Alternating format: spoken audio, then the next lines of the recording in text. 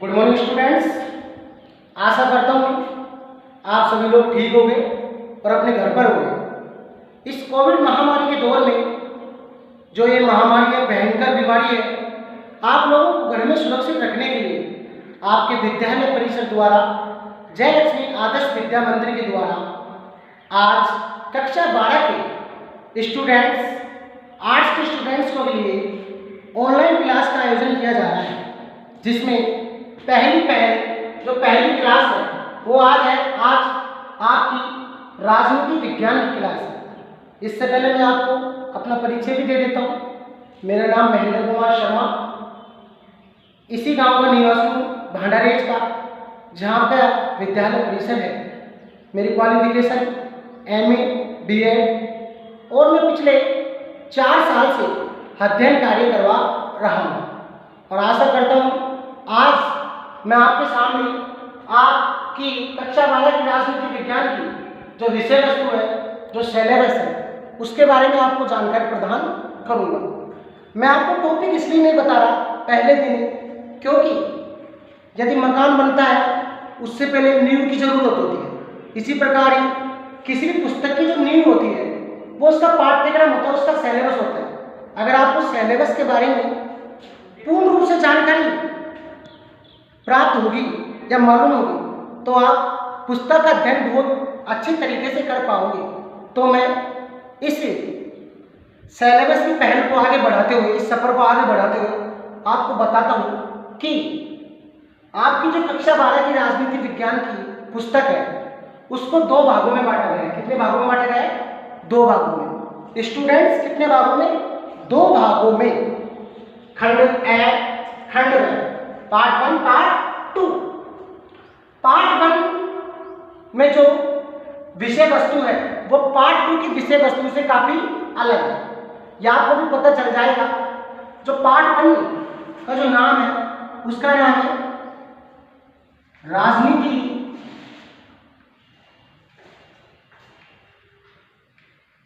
विज्ञान। अगर आप देख रहे हो मुझे लाइव, तो साथ के साथ राइट करने की कोशिश करना और अपना सिलेबस कंप्लीट कर लेना। सिलेबस बताने के साथ साथ मैं आपको कुछ छोटी जानकारियां भी प्रदान करूंगा जिनको आप ध्यान रखना, आपके एग्जाम में काफी अच्छी तरीके से काम में आएगी। राजनीति विज्ञान की मूल अवधारणाएं।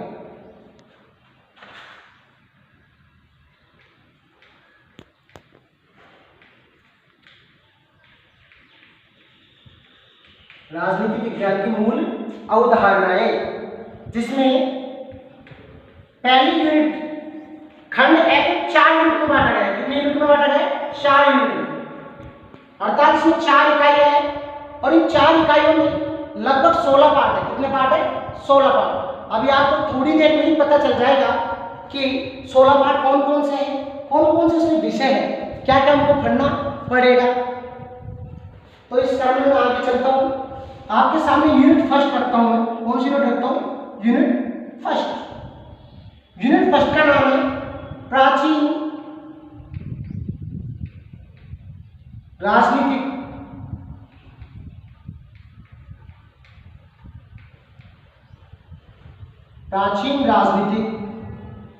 अवधारणाएं। प्राचीन राजनीतिक अवधारणाएं। आपकी पहली यूनिट का क्या नाम है? प्राचीन राजनीतिक अवधारणाएं। अर्थात राजनीति विज्ञान का जब उद्भव हुआ था तो उसकी क्या क्या मान्यताएं थी, राजनीति विज्ञान किन पर टिका हुआ था, कौन से उसके सिद्धांत थे, कौन से उसके मूल्य थे, उन विषय वस्तु के बारे में इस यूनिट में पढ़ने को मिलेगा। तो इसका प्रथम पार्ट है, उसका नाम है न्याय। क्या नाम है? न्याय। न्याय शब्द आपने सुना होगा। न्याय कर दो, किसी के साथ भला करना, किसी की सहायता करना, एक तरीके से किसकी श्रेणी में आ जाता है? न्याय की श्रेणी में। ये न्याय क्या है? न्याय के कितने प्रकार होते हैं, न्याय को किसने प्रतिपादक, न्याय का प्रतिपादक कौन था, बाद में इस न्याय में किसने विकास किया, परिवर्तन किया, इन सब विषय वस्तु के बारे में आपको इस पाठ में पढ़ने का मौका मिलेगा। अगर न्याय को मैं सीधी सी बात कहूँ तो न्याय क्या है? न्याय अपने निर्दिष्ट अनुसार कार्य करना और किसी दूसरे के कार्य में हस्तक्षेप न करना, न्याय कहलाता है। क्या कहलाता है? न्याय। और इसके प्रतिपादक कौन थे? प्लेटो। कौन थे? प्लेटो। अर्थात आपसे पूछे जाए कभी भी कि न्याय के प्रणेता कौन थे, प्रतिपादक कौन थे, न्याय का आविष्कार किसने किया, तो किसने किया? प्लेटो ने। किसने? न्याय सिद्धांत किसने दिया? प्लेटो ने दिया।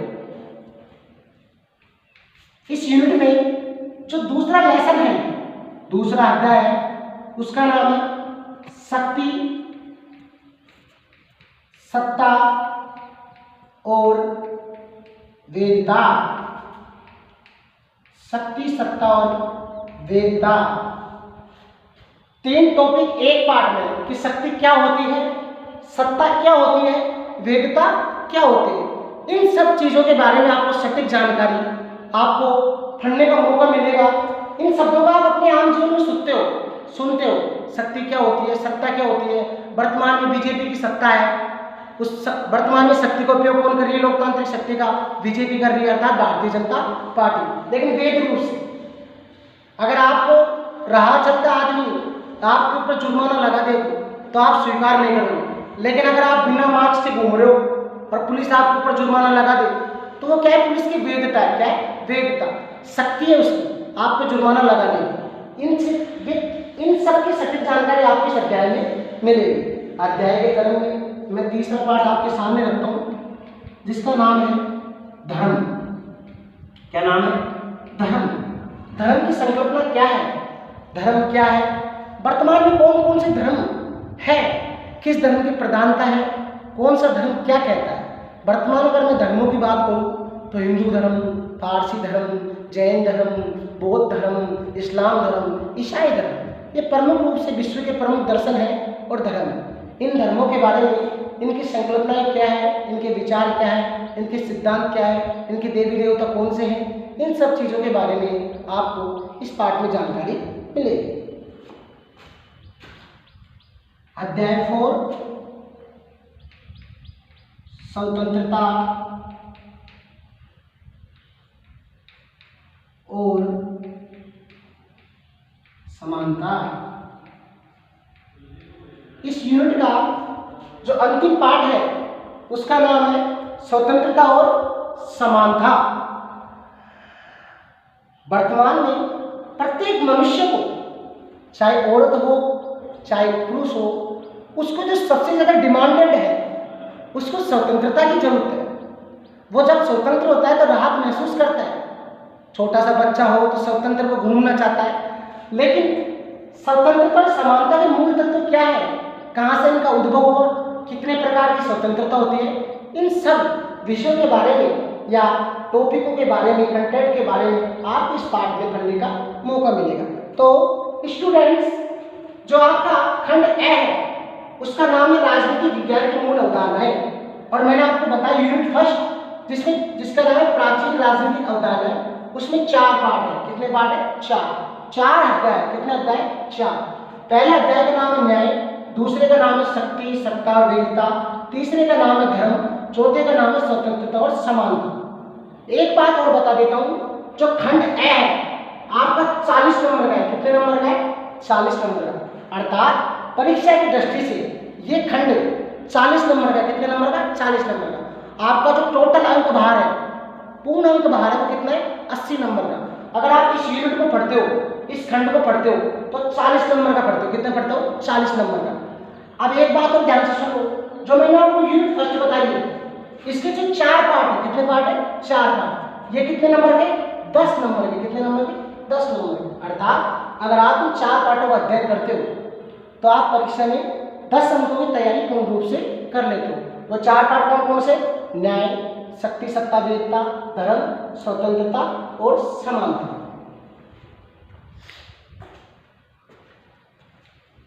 तो स्टूडेंट्स,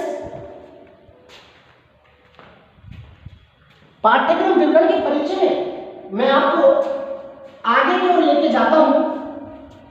आपके यूनिट फर्स्ट में आपको बता चुका हूं कितने पार्ट है, कितना इसका अंक बाहर है। अब आपके सामने मैं स्टडी को आगे बढ़ाते हुए यूनिट 2 की ओर लेके जाता हूं। खंड ए की यूनिट 2 जिसका नाम है आधुनिक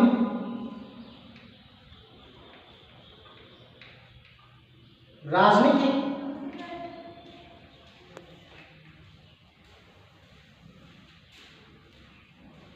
आधुनिक राजनीति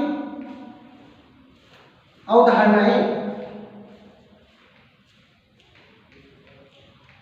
क्या नाम है इसका? आधुनिक राजनीतिक अवधारणाएं। पहले आपने प्राचीन पढ़ ली कि प्राचीन जब राजनीतिक विज्ञान का उद्भव हुआ तो कौन कौन सी अवधारणाएं थी, कौन कौन सी अवधारणाओं का वर्चस्व था। लेकिन क्या है, राजनीतिक विज्ञान परिवर्तनशील है, लगातार उसमें परिवर्तन हो रहे हैं। आपने कक्षा 11 का आपका प्रथम पाठ था राजनीतिक विज्ञान का 8 प्रकृति और क्षेत्र। स्टूडेंट्स, आप कक्षा 12 में आ चुके, कक्षा 11 में आपने पढ़ा होगा पहला पाठ, तो आपको पता राजनीतिक विज्ञान की प्रकृति पता होगी कि इसमें सदैव क्या हो रहा है, चेंज हो रहा है। क्या हो रहा है? चेंज हो रहा है, लगातार परिवर्तन हो रहा है। इस प्रकार राजनीतिक विज्ञान एक जगह नहीं टिका, उसके अंदर परिवर्तन जारी रखा और नई अवधारणाएं निकली, आधुनिक राजनीतिक अवधारणाएं, जिसमें प्रथम अध्याय का नाम है राजनीतिक समाजीकरण। राजनीतिक समाजीकरण, राजनीतिक समाजीकरण। द्वितीय अध्याय का नाम है राजनीतिक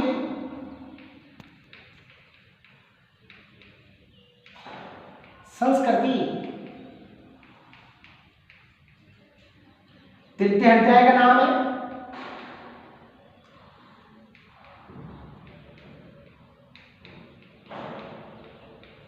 राजनीतिक सहभागिता। राजनीतिक सहभागिता। देखिए और देखिए, सबसे महत्वपूर्ण बात, ये यूनिट कितने नंबर की है? 10 नंबर की। कितने नंबर की? 10 नंबर, अर्थात 10 अंकों की। अर्थात सिर्फ 3 पाठ पढ़ोगे और आप क्या कर लोगे? 10 अंकों की तैयारी कर लोगे। पहला पाठ बताया मैंने, राजनीतिक समाजीकरण। समाजीकरण एक प्रक्रिया है, किसी के साथ मिल जाना, जुल जाना, समाज के नियमों को अपना लेना, क्या कहलाता है? समाजीकरण। इस प्रकार राजनीतिक नियमों को अपना लेना, राजनीतिक पृष्ठभूमि में ढल जाना, क्या कहलाता है? राजनीतिक समाजीकरण। अगर अपने देश में तानाशाह का शासन होता तो अपन तानाशाह के शासन को, स्वरूप को स्वीकार कर लेते, वोट देने का काम नहीं था। लेकिन अपने देश में क्या है? लोकतंत्र। क्या है? लोकतंत्र। तो लोकतांत्रिक देश में हम क्या करने जाते हैं? मतदान करने जाते हैं, उसी के अनुसार ढल गए। प्रधान है, मेयर है, प्रधानमंत्री है, राष्ट्रपति है, मुख्यमंत्री है, राज्यपाल, हमने सबको अपने अंदर अपना लिया। ये क्या है? राजनीतिक समाजीकरण। राजनीतिक संस्कृति अर्थात राजनीतिक जीवन जीने का ढंग। संस्कृति की बात की तो संस्कृति क्या होती है? जीवन जीने के ढंग को क्या बोलते हैं? संस्कृति। क्या बोलते हैं? संस्कृति। राजनीतिक सहभागिता, राजनीतिक क्रियाकलापों में भाग लेना, चुनाव लड़ना, मतदान करना, ये सब क्या कहलाता है? राजनीतिक सहभागिता। देखिए सिर्फ 3 पाठों में आप 3 पाठ पढ़ोगे, अर्थात 3 अध्यायों का याद करोगे, आपको कितने अंकों की प्राप्ति हो जाएगी? 10 अंकों की। कितने अंकों की? 10 अंकों की।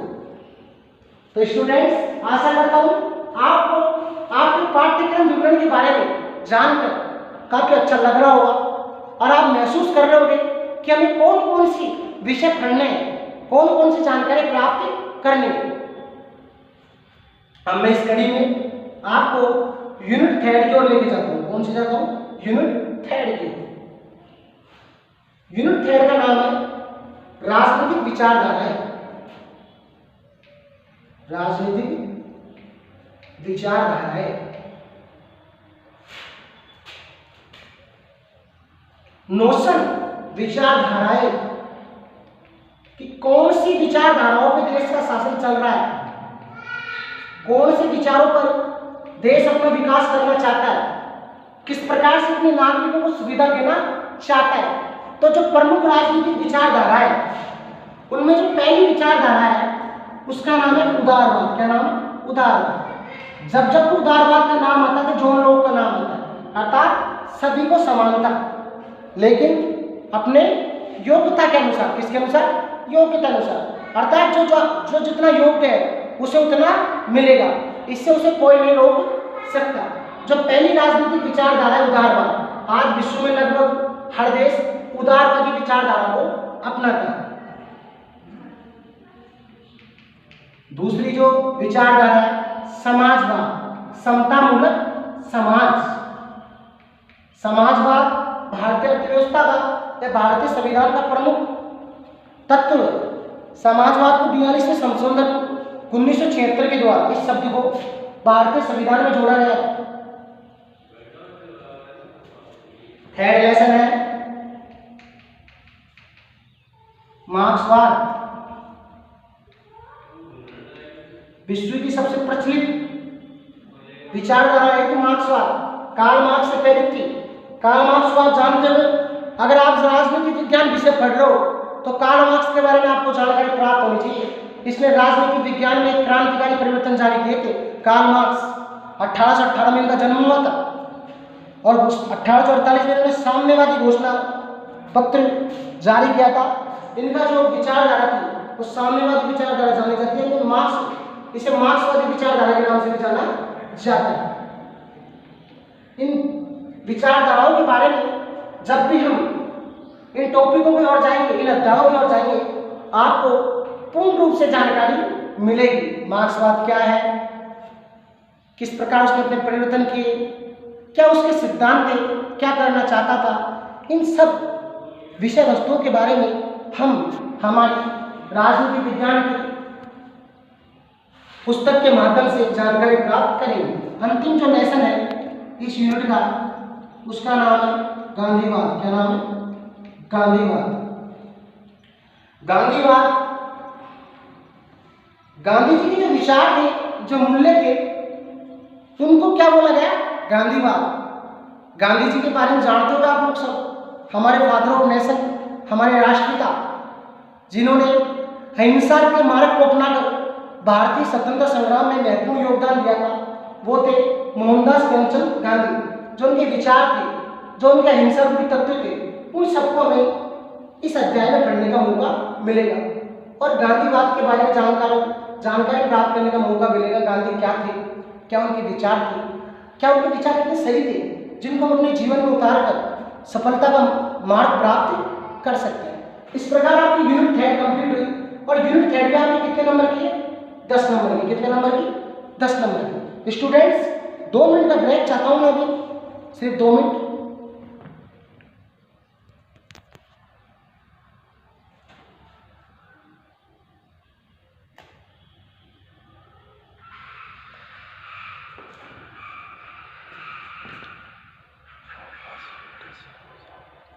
रुको मत, तो 2 मिनट में खड़े रहें। पानी पिया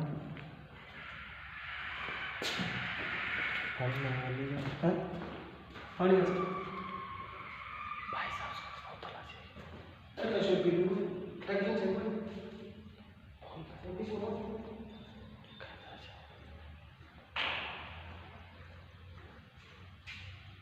शाम भाई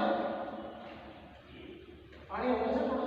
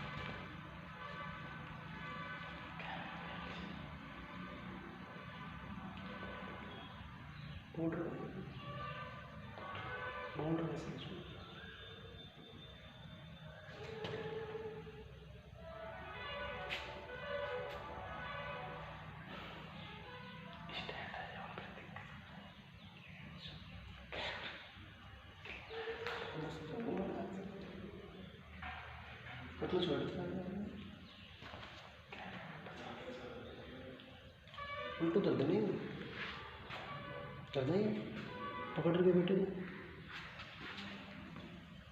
50 से मोबाइल कितना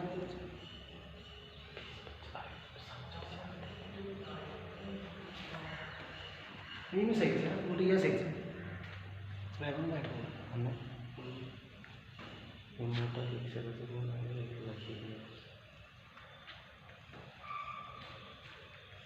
हमने गलती कर दी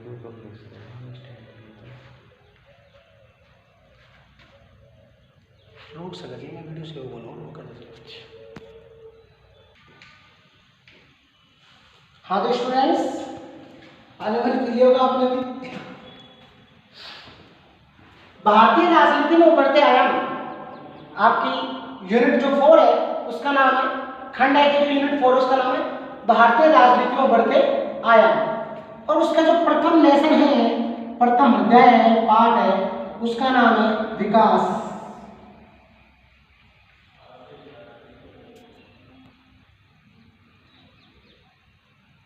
विकास, नियोजन और नीति आयोग।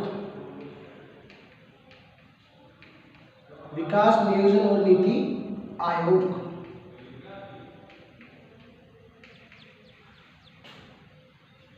द्वितीय, विकास कि देश किस प्रकार अपना बढ़ोतरी कर रहा है या किस प्रकार किया जा सकता है, कौन कौन से मूलक तत्वों को शामिल किया जा सकता है, कौन कौन सी योजनाएं चलाई जा सकती है, इसके बारे में इस लेसन में हमको पढ़ने का मौका मिलेगा कि विकास क्या है, विकास के उदाहरण क्या है, विकास कब बढ़ता है, कौन से कारणों के कारण विकास घटता है, इन सब के बारे में।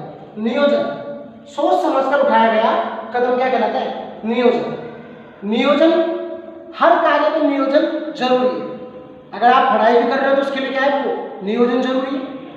अगर आपने सोच समझकर कदम नहीं उठाया, सारे साल बैठे रहे, परीक्षा में पास आने में पढ़ाई जारी करी, तो आपका रिजल्ट थोड़ा खराब रहेगा। लेकिन आपने नियोजन कर लिया, अपना टाइम टेबल सेट कर लिया, अभी से पढ़ने बैठ गए, ऑनलाइन क्लास आपकी शुरू हो गई, आज से अभी से आपने अपनी कॉपियाँ बना ली, होमवर्क करने लगे, तो आपको जब परीक्षा दोगे और जब रिजल्ट आएगा तो आपको एक अच्छे रिजल्ट की प्राप्ति होगी। वो किसके कारण होगी? नियोजन के कारण। किसके कारण? नियोजन के कारण। नीति आयोग, मार्च 1950 में जो योजना आयोग की स्थापना हुई थी उसको बदलकर नीति आयोग कर दिया गया। नीति, जो नीति शब्द है उसका नाम है उचित समय व उचित स्थान पर कार्य करने की कला।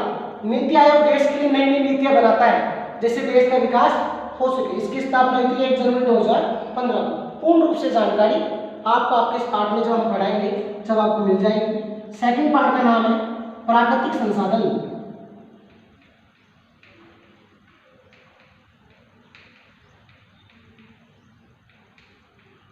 और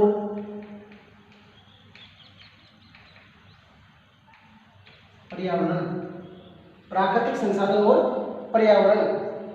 प्राकृतिक संसाधन अर्थात प्रकृति के माध्यम से जो वस्तुएं हमें प्राप्त होती है वो क्या कहलाते हैं? संसाधन। जो हमारे काम आ सके, जैसे जल है, मृदा है, वायु है, ये सब क्या है? प्राकृतिक संसाधन है। हम उसको किस प्रकार संयोजित कर सकते हैं, उनको बचा सकते हैं। पर्यावरण, हमारे चारों ओर का जो वातावरण पर्यावरण कहलाता है उसमें हम भी आ जाते हैं, सब कुछ आ जाता है पर्यावरण में। लेकिन हम वर्तमान समय में अपनी आवश्यकताओं को पूर्ति के लिए पर्यावरण को काफी नुकसान पहुंचा रहे हैं, जिससे जल प्रदूषण, वायु प्रदूषण, ध्वनि प्रदूषण, मृदा प्रदूषण जैसे अराजक पर्यावरण को नुकसान पहुंचाने वाले तत्व पैदा हो रहे हैं जिन्हें प्रदूषण के नाम से जानते हैं। इनके बारे में हम पूर्ण रूप से जानकारी इस अध्याय में मिलेगी। इन प्रदूषण से कौन कौन से रोग होते हैं ये भी आपको इसमें पढ़ने का मौका मिलेगा, जिससे आप सजग हो जाओगे। क्या हो जाओगे? सजग हो जाओगे। थर्ड लेसन, उसका नाम है भारत और वैश्वीकरण।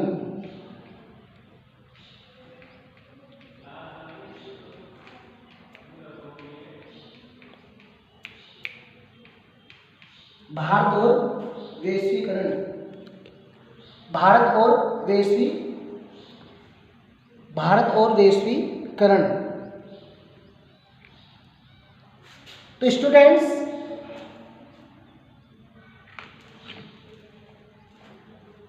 वैश्वीकरण की जो प्रक्रिया है, वैश्वीकरण की जो प्रक्रिया है, अगर उसके बारे में आपको बताऊं मैं, एक ये ऐसा उपागम है, ऐसा आयाम है जिसमें विश्व की एक घटना का प्रभाव दूसरे क्षेत्र में पड़ता है। जैसे कोई आतंकवादी घटना है, भारी बरसात, तूफान, जिसका पता दूसरी जगह तुरंत पता चल जाता है संचार के साधनों के माध्यम से। यह भी एक वैश्वीकरण है। वैश्वीकरण ने विश्व को एक ग्राम बना दिया। क्या बना दिया?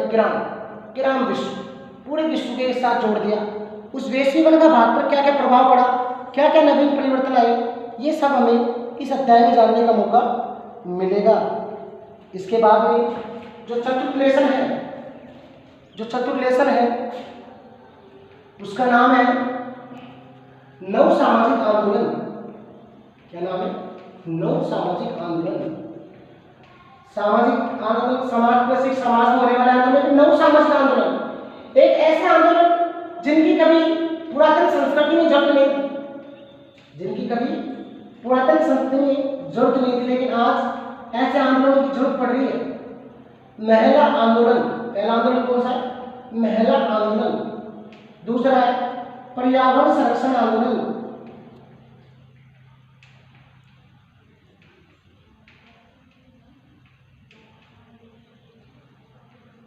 स्टूडेंट्स, आप लोग सोच रहे होंगे कि ये नव सामाजिक आंदोलन क्यों कहा है? भाई समाज में आंदोलन होते हैं, लेकिन हम जिस सोने की चिड़िया में रहते हैं, जिस देश में रहते हैं, उसका नाम है भारत।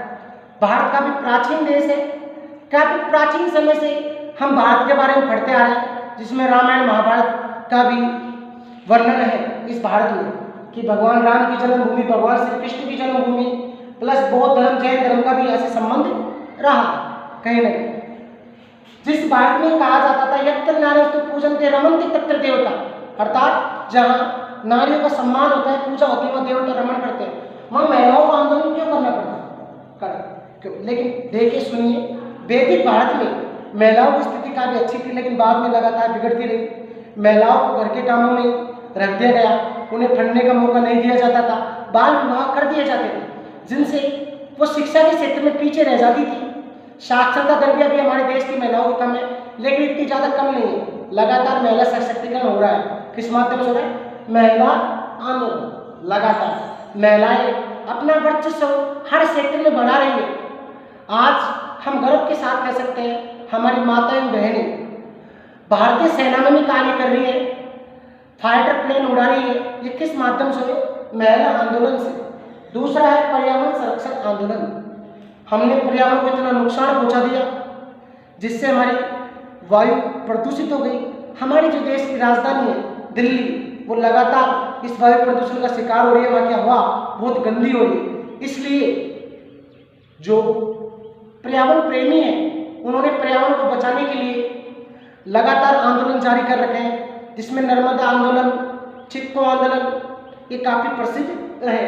इनके बारे में हमको पूर्ण रूप से जानकारी इस अध्याय में मिलेगी, और इस अध्याय का जो अंतिम पाठ है उसका नाम है सामाजिक